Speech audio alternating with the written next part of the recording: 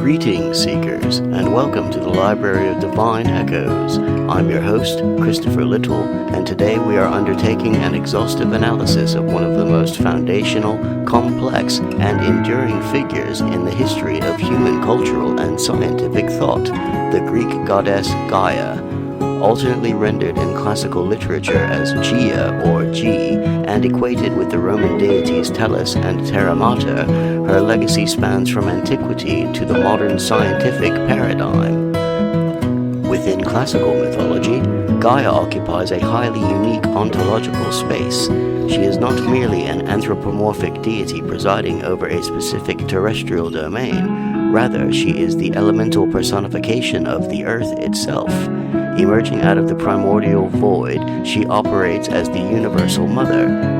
Yet she is a figure of profound paradox, serving as the progenitor of both the divine celestial order and the chaotic chthonic monstrosities that continuously rise to challenge it. In this episode, we will synthesize the multifaceted identity of the Earth Goddess.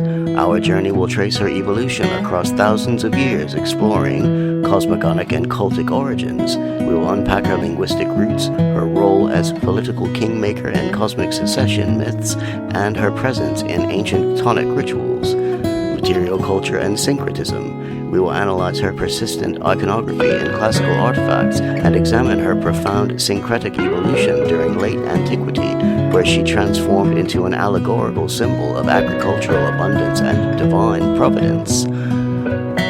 The modern scientific paradigm. We will dive into the late 20th century, which witnessed a radical resurrection of the Gaia concept within empirical Earth system science. The Gaia Hypothesis. We will detail how scientists James Lovelock and Lynn Margulis mathematically and biologically formalized the ancient intuitive understanding of a living Earth into a sophisticated geophysiological model.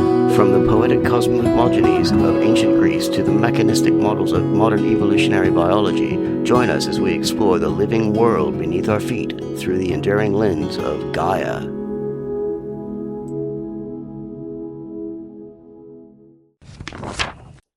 The Greek goddess Gaia, alternately rendered in classical literature as Gaia, G, and equated with the Roman deities Tellus and Terra Mater, represents one of the most foundational, complex, and enduring figures in the history of human cultural and scientific thought.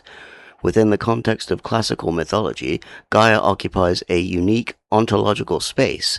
She is not merely an anthropomorphic deity who presides over a specific terrestrial domain, but rather the elemental personification of the earth itself. From her emergence out of the primordial void, she operates as the universal mother, the progenitor of both the divine celestial order and the chaotic chthonic monstrosities that continuously challenge it. The significance of Gaia extends far beyond the mythological literature of ancient Greece and Rome. Her representation in the material culture of antiquity, spanning from classical Athenian red figure pottery and monumental Parthenon sculpture to late antique Coptic textiles, demonstrates a persistent and highly adaptable iconography. As the Mediterranean world transitioned from pagan polytheism to Christian monotheism, the image of the earth goddess did not vanish. Rather, it underwent a profound syncretic evolution, transforming into an allegorical symbol of divine providence and agricultural abundance.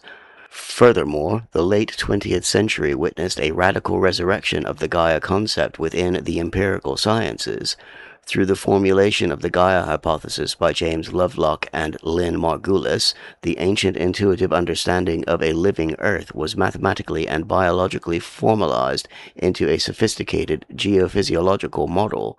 This framework posits that the Earth's biosphere, atmosphere, and hydrosphere function as a synergistic, self-regulating system capable of maintaining planetary homeostasis. This comprehensive report synthesizes the multifaceted identity of Gaia. It traces her etymological origins, her paradoxical mythological narratives as both a nurturing mother and a political kingmaker, and her cultic presence in ancient rituals. It subsequently provides a rigorous iconographic analysis of her depiction in classical and late antique artifacts. Finally, it examines the translation of her namesake into modern evolutionary biology and Earth system science, detailing the mechanistic models that defend the paradigm, such as Daisy World, alongside the intense academic criticisms that continue to shape the discourse surrounding planetary habitability. The linguistic roots of the Earth goddess offer critical insights into the cultural synthesis that formed early Greek religion. The name Gaia is recognized as a widely used epic and collateral form of the Attic word Ge and the Doric Ga, all of which translate directly to earth, land, or soil.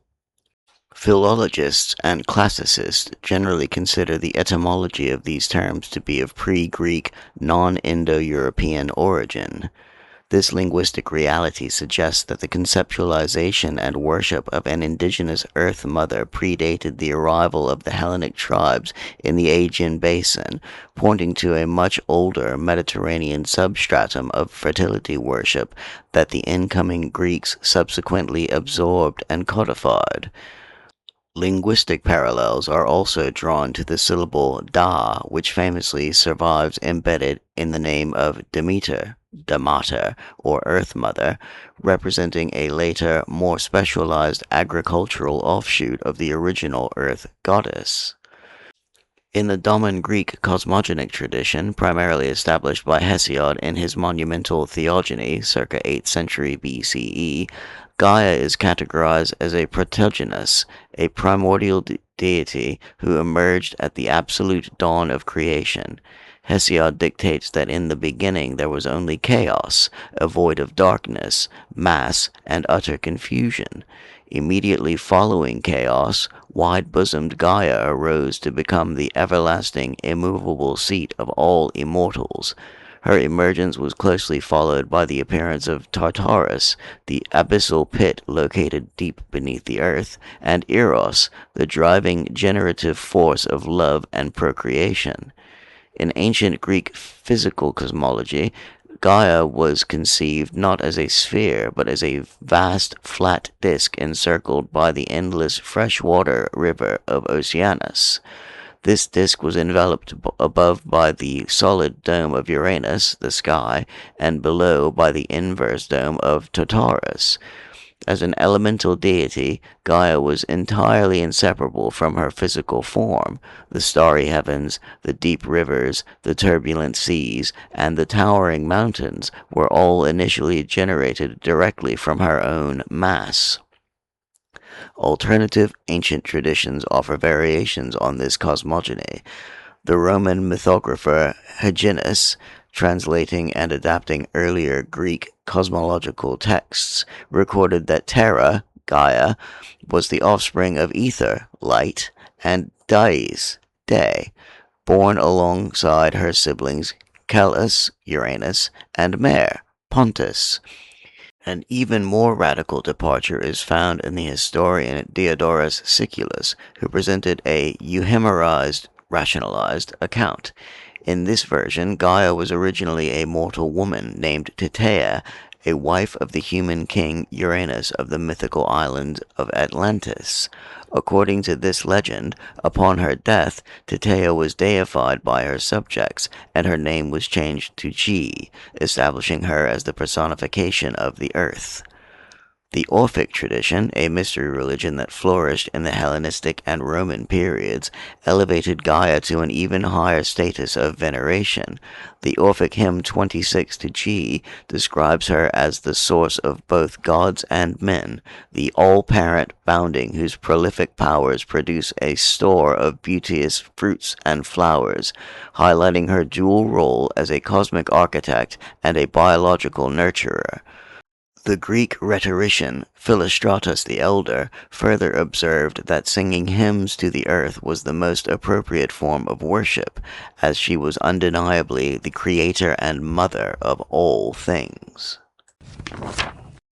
As the ultimate maternal figure of classical antiquity, Gaia's offspring are staggeringly vast in number and diverse in nature. Her progeny encompasses the highest celestial gods, primordial sea deities, abstract human conditions, and grotesque cosmic monsters. Her generative power operated seamlessly through both parthenogenesis, reproduction without male fertilization, and sexual union. Initially, Gaia brought forth Uranus, the sky, to cover her on every side, alongside Aurea, the mountains, and Pontus, the sea, entirely without sweet union of love. Having established the physical architecture of the universe, she subsequently engaged in sexual unions with her own offspring and other primordial forces to populate the cosmos. The following categorizes the primary descendants of Gaia, illustrating the breadth of her generative capabilities across different ancient traditions. Consort, mode of conception, parthenogenesis. Category of offspring, primordial environments. Notable descendants and entities, Uranus, sky, Pontus, sea, Aurea, mountains. Consort, mode of conception, Uranus, sky. Category of offspring, the Titans. Notable descendants and entities, Cronus, Rhea, Oceanus, Themis, Hyperion, Iapetus, Mnemosyne, Phoebe, Tethys, Coes, Creus, Thea. Consort, mode of conception, Uranus, sky. Category of offspring, the Cyclopes. Notable descendants and entities, Bronte, thunder, Steropes, lightning, Arges, bright, the one-eyed cosmic smiths. Consort, mode of conception, Uranus, sky. Category of offspring, the Hecatoncheires. Notable descendants and entities, Cottus, Briareos, Gyges, the monstrous 100-handed, 50-headed giants. Consort, mode of conception, Pontus, sea. Category of offspring, primordial sea gods. Notable descendants and entities, Nereus, Thaumas, Phorcys, Ceto, Eurybia. Consort, mode of conception, Tartarus, the pit. Category of offspring, monstrous entities. Notable descendants and entities, Typhon, Typhaeus, Echidna, the Gigantes, according to Hyginus. Consort, mode of conception, ether, light. Category of offspring, personified abstracts, Roman. Notable descendants and entities, dolor, pain, dolus, deception, ira, anger, luctus, mourning, timor, fear, superbia, arrogance. Consort, mode of conception, blood of Uranus. Category of offspring, earthborn avengers. Notable descendants and entities, the Gigantes, Hesiodic tradition, the Miliae, ash tree nymphs, the Irenaeus, furies. The Roman tradition, particularly as preserved by Hyginus, significantly expanded Gaia's progeny into the realm of abstract psychological personifications. By coupling with ether, Terra produced a litany of conceptual realities that dictate the human condition, ranging from forgetfulness, oblivio, to quarreling, altercatio, framing the earth not just as a physical mother, but as the source of human suffering and emotion.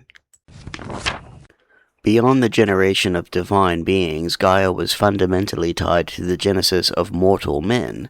In Greek mythology and political ideology, the concept of autochthony, meaning self-sprung from the earth, was a highly localized and prestigious claim to ancestral legitimacy. The earliest humans were often described as autochthones, born directly from Gaia's earthly flesh without human parents. To claim autochthonous origins was to claim an unassailable indigenous right to a specific territory. The gigantes, giants, while later depicted in Hellenistic art as serpent-legged monsters, were originally conceived in archaic literature as primitive, heavily armed earth-born men, hoplites, who sprang fully grown from the soil. Furthermore, numerous foundational kings and heroes were born directly from Gaia.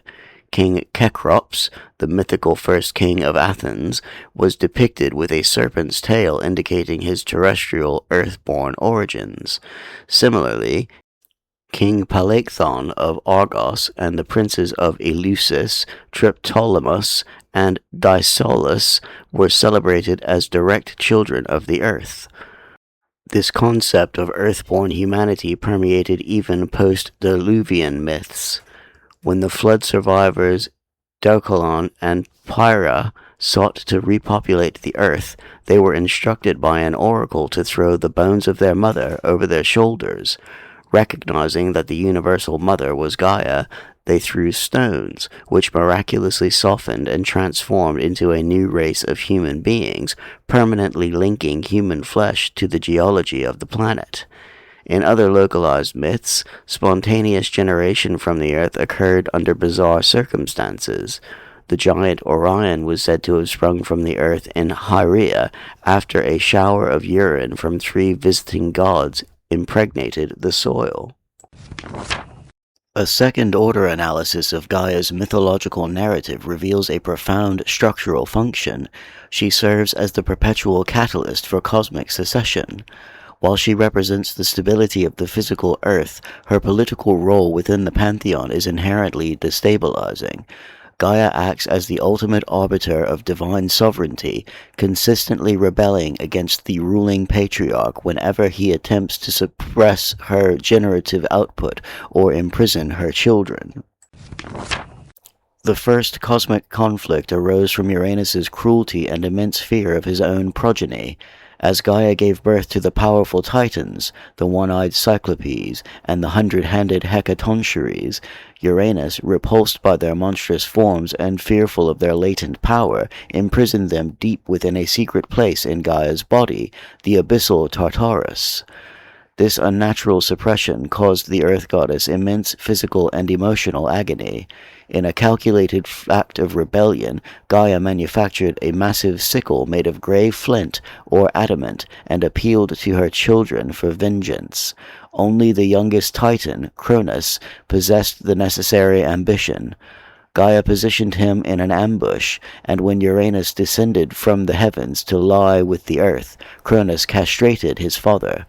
The blood that fell upon Gaia's soil impregnated her once more, resulting in the birth of the Gigantes, the Miliae, and the Erinyes, the spirits of punishment.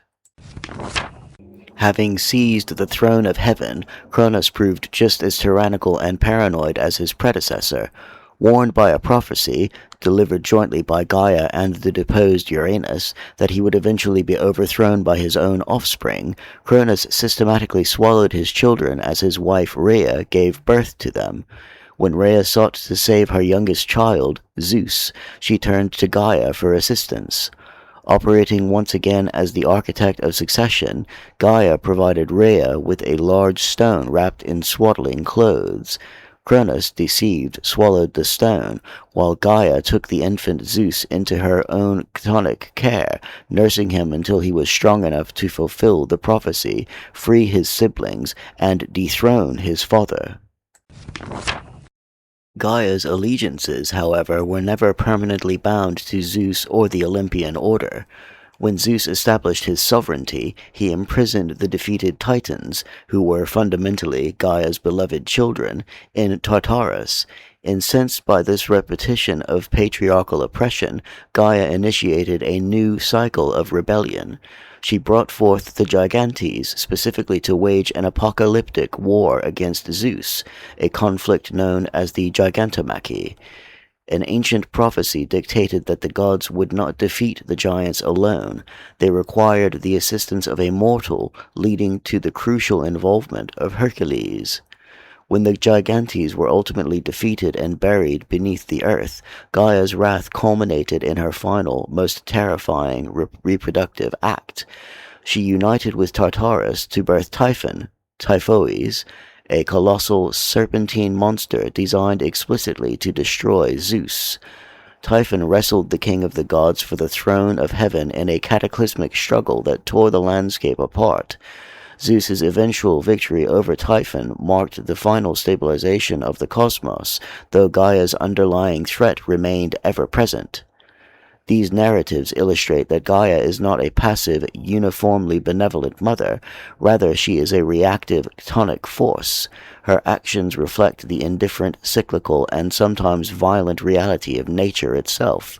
The vanquished giants were said to be buried under volcanoes, providing a mythological framework to explain geothermal phenomena, earthquakes, and volcanic eruptions, directly tying Gaia's emotional wrath to the geological instability of the Mediterranean landscape.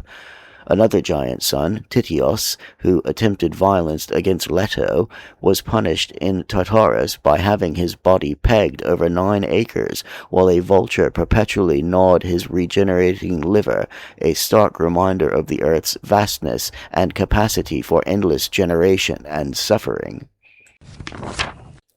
Despite her indisputable status as the mother of the cosmos, widespread independent temples dedicated exclusively to Gaia were relatively rare in ancient Greece, and her direct cultic worship was somewhat minor compared to the Olympian deities.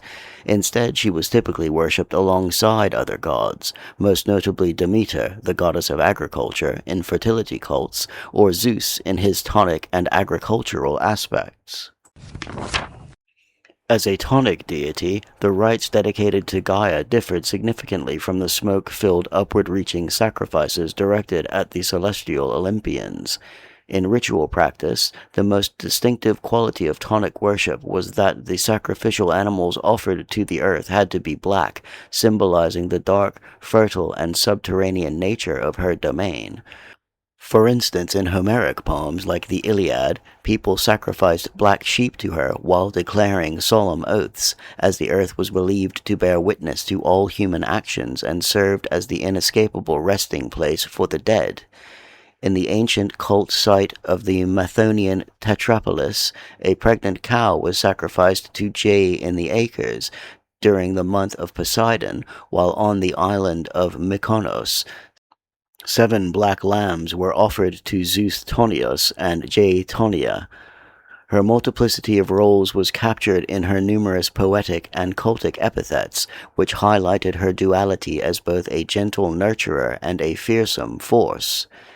Anisidora, sending up gifts or gift-giving, reflecting agricultural bounty. Calligenea, fair-born or born beautiful.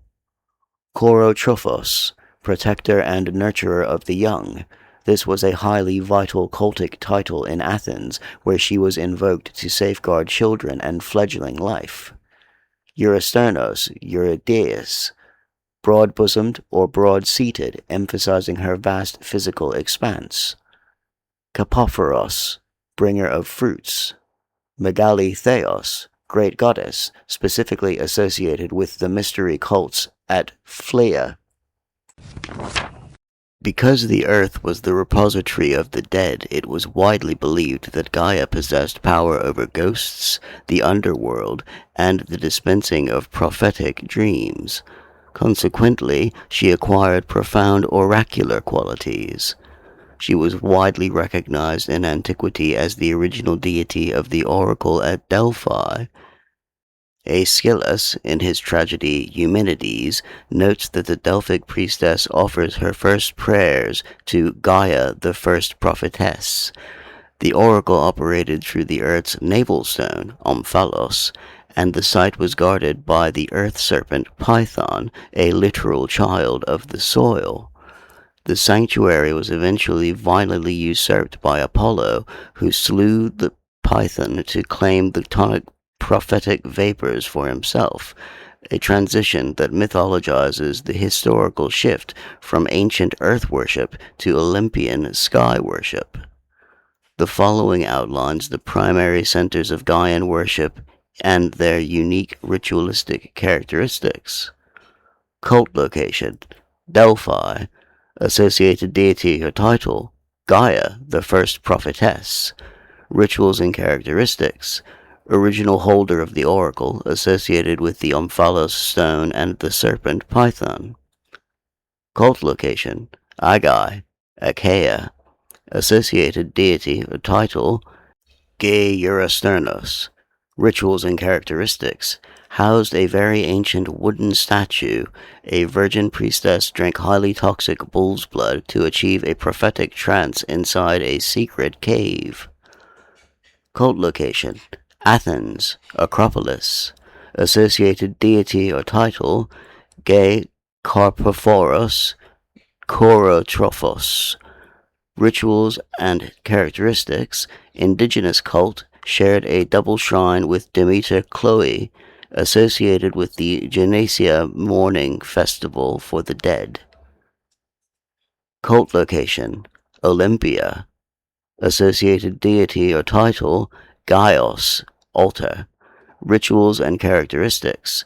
An oracle of Gaia was situated near the altar of Zeus, demonstrating her integration with Olympian worship. Cult location. Sparta. Associated deity or title. Gesepton. Rituals and characteristics. Worshipped together with Zeus Agoreos, Zeus of the marketplace, in a double shrine. Cult location. Patras. Associated deity or title. Ge. Rituals and characteristics. Featured an oracle containing a sacred well utilized specifically to predict the causes and outcomes of diseases.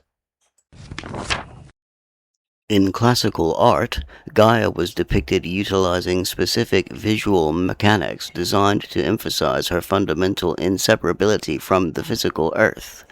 Unlike the Olympian gods, who are depicted walking freely, Gaia is almost universally portrayed emerging from the ground from the waist up.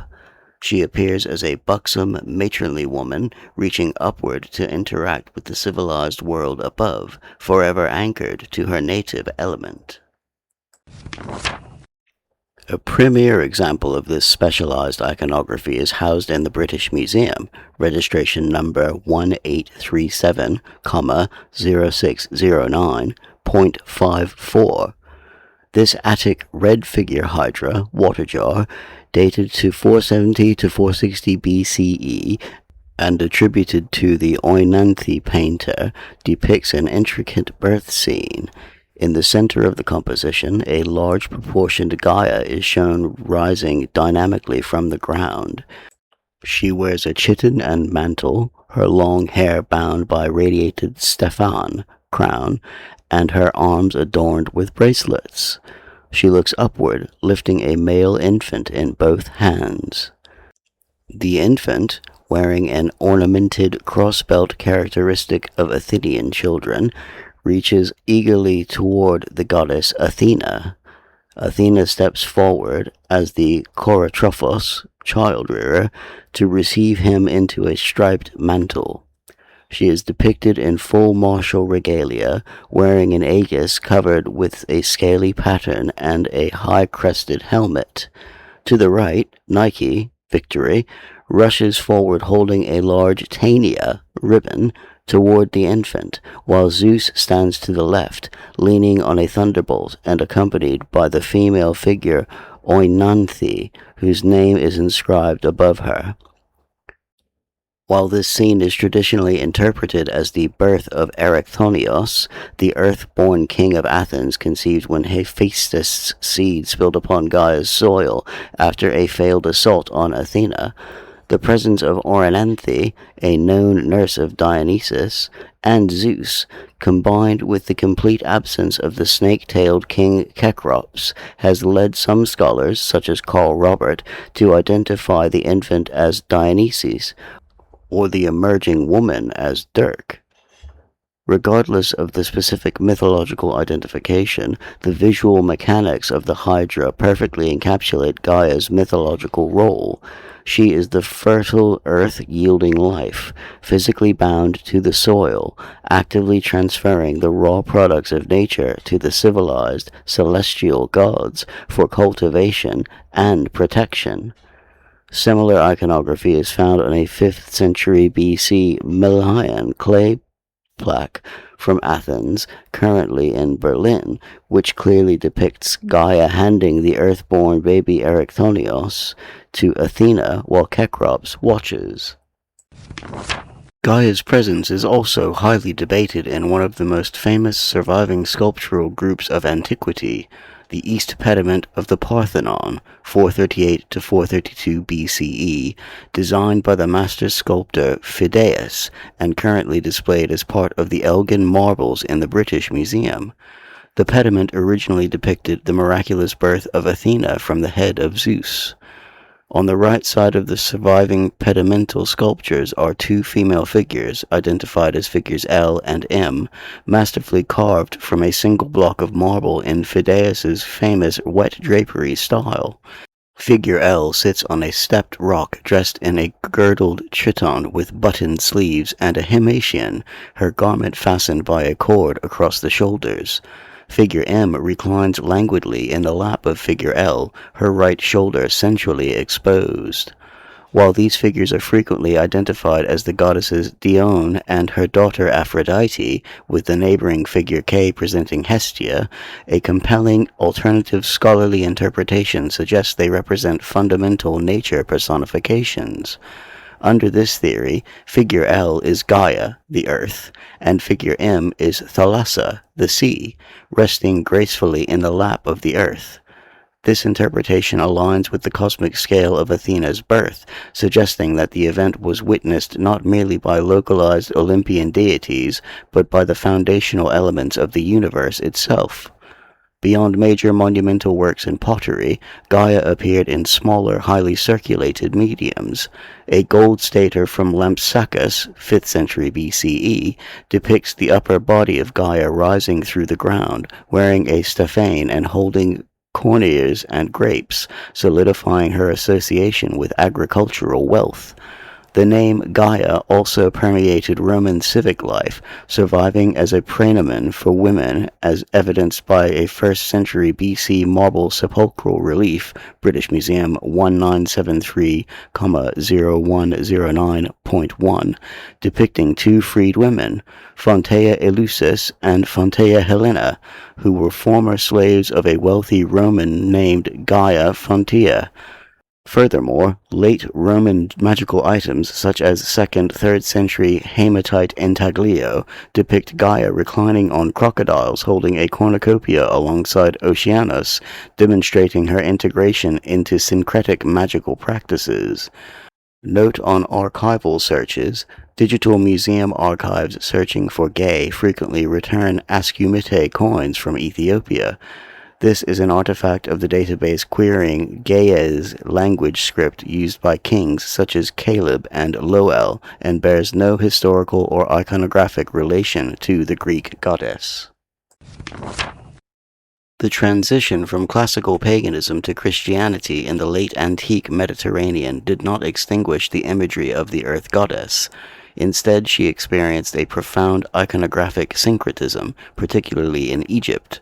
In the dry, arid climates of Egyptian burial grounds, specifically around sites like Akhmim, ancient Panopolis, and Antinopolis, thousands of late antique textiles have been excavated, preserving an incredibly rich record of the era's visual and religious culture. Institutions such as the Victoria and Albert Museum, V&A, in London hold world-class collections of these Coptic textiles, which frequently feature the image of Gaia, Gay. Despite being produced by Christian Coptic craftsmen between the 3rd and 7th centuries CE, these textiles heavily relied on the Greco-Roman mythological repertoire. In these woven tapestry panels, tunic clavi, and roundels, or biculi, Gaia is typically portrayed as a bust or half-figure, often holding a crescent-shaped scarf or a cornucopia overflowing with fruits. Notable examples include a 3rd or 4th century tapestry medallion, comparable to pieces in the Hermitage Museum, where Gaia wears a mantle knotted characteristically at her breast, accompanied by classical motifs. The persistence of Gaia in a fiercely Christianizing Egypt reveals a crucial third-order insight into late antique psychology. To the Copts, Gaia had been successfully stripped of her literal divinity as a pagan goddess requiring blood sacrifice. Instead, she was allegorized. She became the ultimate culturally recognized symbol for the abundance of the earth, agricultural prosperity, and eventually Christian divine providence. As the personification of Earth's bounty, she also retained ancient associations with the medicinal efficacy of plants and herbs. Placing her image on clothing and burial shrouds operated as a highly tolerated form of sympathetic magic.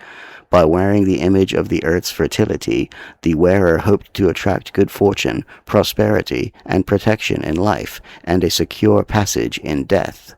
Often paired in matched roundels with figures like Nilos, the personification of the life-giving Nile River, Gaia represented the cyclical nature of life, death, and rebirth.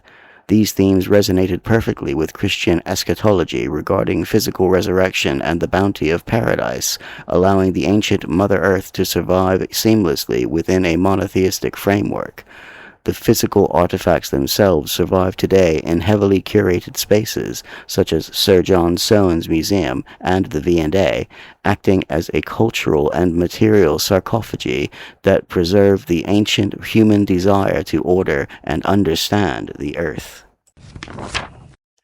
For over a millennium, Gaia remained relegated to the domains of art history, literature, theology, and archaeology. However, in the 1970s, the name and concept were spectacularly resurrected in the realm of empirical science. The Gaia Hypothesis, formulated by British atmospheric chemist James Lovelock and co-developed by American evolutionary microbiologist Lynn Margulis, fundamentally altered how modern science views planetary biology and habitability. The origins of the scientific hypothesis trace back to 1965, when Lovelock was working at the Jet Propulsion Laboratory, JPL, in California, developing methods for NASA to detect life on Mars. Lovelock realized that life on a planetary scale could be most easily detected through atmospheric chemical disequilibrium. Spectroscopic data indicated that Mars and Venus possessed atmospheres in chemical equilibrium, dead atmospheres dominated by unreactive carbon dioxide, whereas Earth's atmosphere maintained highly unstable mixtures of reactive gases, such as oxygen and methane, at constant, steady-state levels over millions of years. Lovelock hypothesized that this persistent disequilibrium could not be a geochemical accident. He proposed that the Earth's biosphere, atmosphere, hydrosphere, and pedosphere are tightly coupled to form a single, self-regulating complex system. Following a suggestion from his neighbor, the novelist William Golding, Lovelock named this overarching cybernetic system Gaia, bringing the primordial goddess into the atomic age. The core tenet of the Gaia hypothesis is that living organisms interact continuously with their inorganic surroundings to synergistically maintain and perpetuate the conditions for life on the planet. Through massive cybernetic feedback loops operated unconsciously by the global biota, Gaia regulates global surface temperature, ocean salinity, and atmospheric composition, maintaining a habitable homeostasis despite external astronomical and geological perturbations. Two main examples underscore this theory. 1. The faint young sun paradox. Since life began on Earth over 3 billion years ago, the energy output, luminosity, of the sun has increased by roughly 25 to 30%. Standard physical models suggest the early Earth should have been frozen and the modern Earth boiling, yet the Earth's surface temperature has remained remarkably stable and conducive to liquid water. Under the Gaia framework, biological processes, such as the drawdown of atmospheric carbon dioxide by weathering enhanced by plant roots and the formation of limestone by marine organisms, actively counterbalance the increasing solar radiation. 2. Ocean salinity. Ocean salinity has remained inexplicably constant at around 3.4 to 3.5% for an immense period. Salinity stability is critical as most cellular life cannot tolerate values above 5%. The constant salinity remained a long-standing geochemical mystery because no known physical process counterbalanced the continuous influx of dissolved salts washed into the seas by rivers. Gaian theory suggests that biological mechanisms such as the creation of evaporite lagoons and microbial mats actively sequester excess salt. Upon its publication, the Gaia Hypothesis faced intense hostility from the scientific community, particularly from neo-Darwinian evolutionary biologists. The primary accusation was that the theory was fundamentally teleological. It seemingly implied that organisms deliberately planned or cooperated on a global scale to control the environment, a concept that blatantly violates the blind, unguided principles of Darwinian natural selection.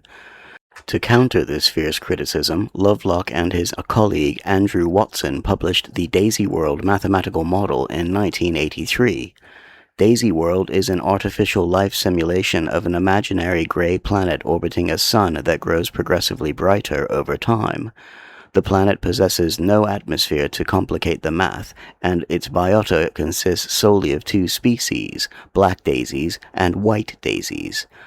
The mechanism relies entirely on local albedo, reflectivity, and selfish Darwinian growth. Black daisies have a low albedo. They absorb sunlight, warming their local environment. They possess a selective advantage and thrive at lower global temperatures. White daisies have a high albedo. They reflect sunlight, cooling their local environment. They possess a selective advantage and thrive at higher global temperatures. As the simulation begins and the sun is cool, black daisies flourish near the equator, absorbing heat and warming the planet to optimal temperatures for continued life. As the sun gradually grows hotter, the black daisies overheat and die off, while the white daisies gain a massive selective advantage. The white daisies rapidly multiply, covering the planet and reflecting solar radiation back into space, thereby cooling the planet down. The resultant mathematical output demonstrates a long, highly stable plateau of optimal planetary temperature, achieved entirely through local, selfish Darwinian competition without any need for foresight, planning, or global cooperation. Daisy World successfully proved that global environmental regulation could emerge as an automatic emergent property of local biological feedback loops. It established a fragile hysteresis loop, a zone of bistability, demonstrating that Gaian regulation is a mathematically sound consequence of life interacting with a bounded environment, effectively shielding the theory from accusations of teleology. Despite the elegant mathematical defense provided by Daisy World, the Gaia hypothesis remained highly controversial, sparking philosophical and biological debates that continue to shape Earth system science into the 21st century. In the early 1980s, prominent evolutionary biologist W. Ford Doolittle and Richard Dawkins launched severe overlapping critiques against Lovelock's hypothesis. Doolittle argued that the genome of individual organisms contains no genetic mechanism to provide global feedback, rendering the theory unscientific and impossible under population genetics. Dawkins famously dismissed Gaia, arguing that global self-regulation would require conscious foresight, and, more critically, that the Earth cannot be an organism because it does not reproduce. According to Lewontin's recipe for natural selection, an entity must display variation, heritability, and differential reproductive success. Because the Earth does not compete with a population of other planets and reproduce, it cannot evolve regulatory mechanisms in the Darwinian sense. To clarify the chaotic debate, physicist James Kirshner divided the overarching Gaia hypothesis into 4 distinct gradients, pointing out that Lovelock and Margulis were often arguing for different things simultaneously. 1. Co-evolutionary Gaia, the idea that life and the environment evolve in a coupled way. Kirshner noted this was already widely accepted in mainstream science and was not novel. 2. Geophysical Gaia, the idea that life generates interesting geophysical cycles. 3. Homeostatic Gaia, The concept that life maintains environmental stability through negative feedback, allowing life to persist. This remains the most heavily debated aspect. 4. Optimizing Gaia. The radical idea that life shapes the planet to make it an optimal environment for all life. Kirchner and others rejected this as untestable, unscientific, and easily falsified. In recent years, highly sophisticated attempts have been made to formally reconcile homeostatic Gaia with orthodox evolutionary theory. W. Ford Doolittle himself, evolving from his earlier absolute rejection of the theory, proposed the "it's the song, not the singer" (ITS-NTS) theory. Doolittle argues that while the Earth as a whole, Gaia, does not reproduce, it can evolve through a process of differential persistence. In the ITS-NTS framework, the song represents a functional metabolic process or a biogeochemical cycle, such as the nitrogen cycle or carbon sequestration. The singers are the specific microbial taxa performing the cycle. Doolittle posits that biological networks and cycles that enhance environmental stability will naturally persist longer than those that destroy their environments. Therefore, these cycles are selected for over deep time through differential persistence, even if the specific microbial taxa, singers, go extinct and are repeatedly replaced by new species. This framework provides a rigorous path to Darwinize Gaia without requiring planetary reproduction. Other researchers have proposed the organic Gaia theory, OGT, which models Gaia as a massive holobiont, an assemblage of hosts and symbiotic microbes. Under OGT, Gaia's emergence is explained by thermodynamic maximization principles, wherein dissipative systems naturally evolve toward structures of higher energy use through continuous symbiotic reactions, symbiosis.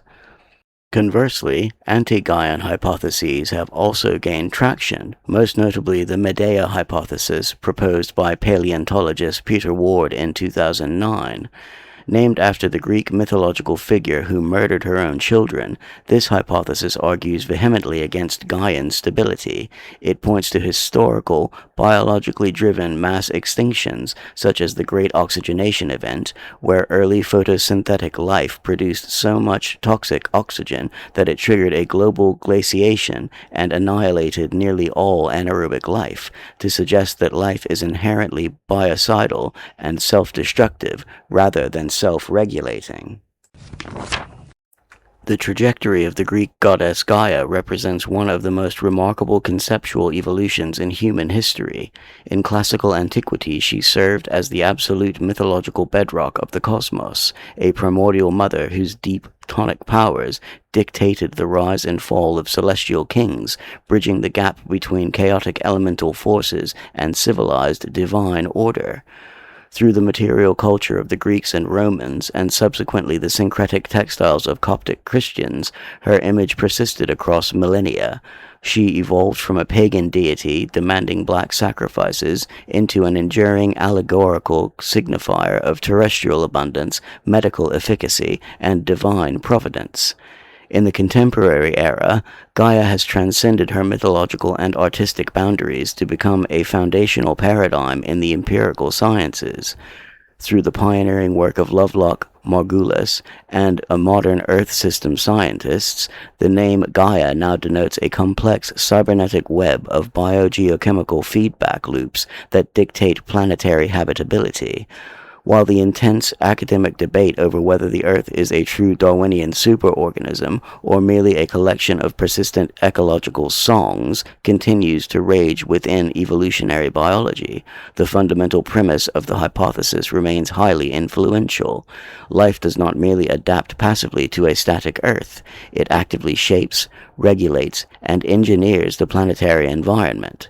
From the poetic cosmogonies of Hesiod to the complex mathematical algorithms of Daisy World, Gaia remains the most potent, enduring lens through which humanity attempts to understand the living world beneath its feet.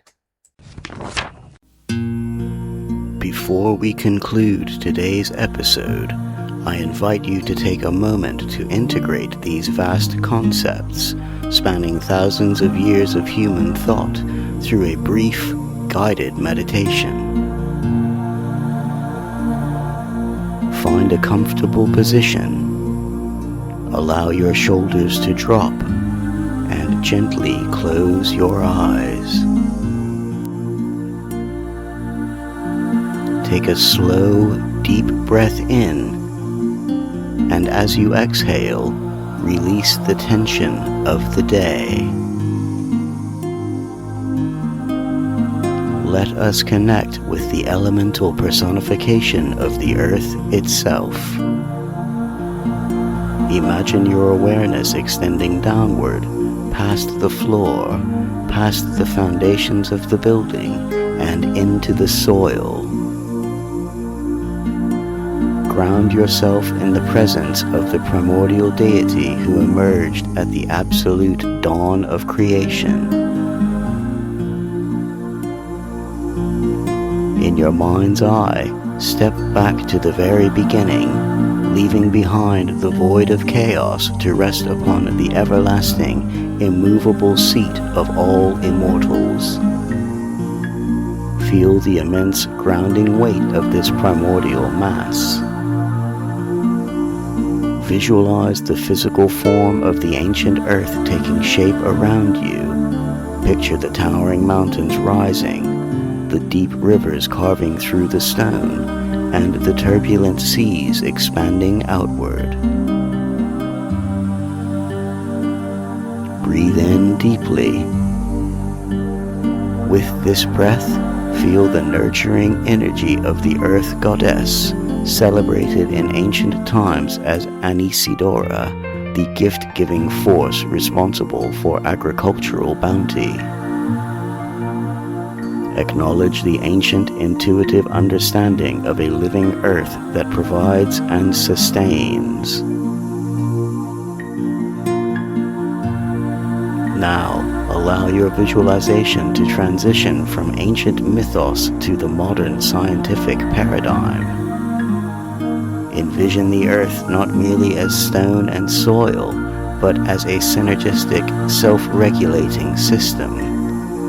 Picture the delicate, tightly coupled dance of the biosphere and the atmosphere and the hydrosphere wrapping around the globe.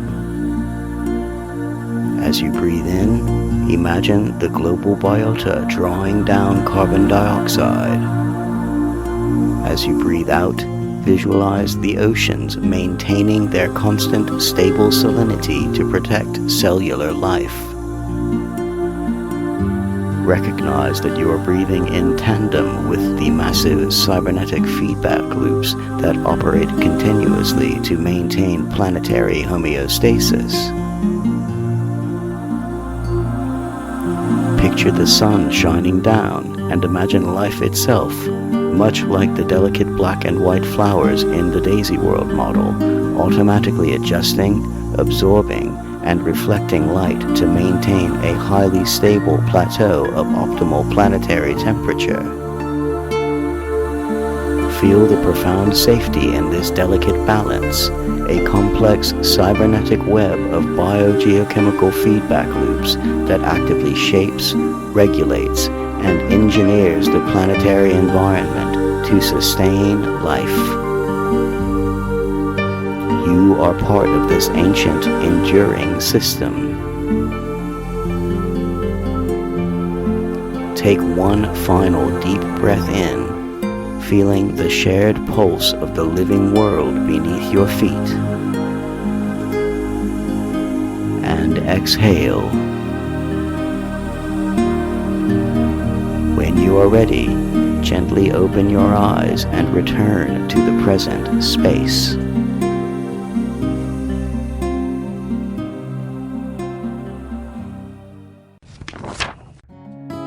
Thank you for joining us in the Library of Divine Echoes for this exhaustive analysis of one of the most complex and enduring figures in human history.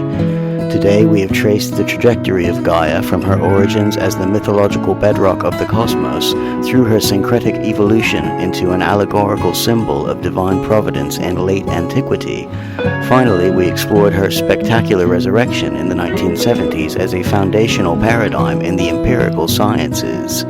Whether we understand her through the poetic cosmogonies of Hesiod or the complex mathematical algorithms of Daisy World, the core premise remains profoundly influential.